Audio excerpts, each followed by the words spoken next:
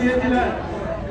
কাজী আমি আপনাদের উদ্দেশ্যে একটাই কথাই বলবো, আজ যেনাকে জনাব তারেক রহমান ধানের শীষ মনোনীত করেছেন, উনি নতুন নেতা নন, উনি দীর্ঘদিন আমাদের সাধারণপুর প্রত্যন্ত এরিয়ায় যে সময় আওয়ামী ফাঁসিবাদের পুলিশ এবং দোষকদের নির্যাতনের কারণে আমরা মাঠে অবস্থান করতে পারি নাই, সেই সময় আমাদের নেতা আপনাদের মূল্যবান ভোটে যিনি এমপি হবেন সেই তারেক রহমানের মনোনীত প্রার্থী জনাব মোর্শেদ মেন্টন আপনাদের দ্বারে দ্বারে বাড়ি বাড়ি যে খোঁজ খবর নিয়েছেন।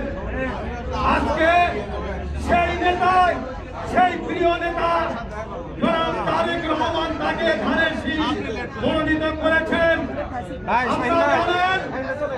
আগামী দিন আমাদের জনাব মোর্শেদ মেন্টনকে ধানের শীষের প্রতীক বুথকে বিজয়ী করতে হলে আমাদের সবার স্ব দায়িত্ব সঠিকভাবে পালন করতে হবে। বিশেষ করে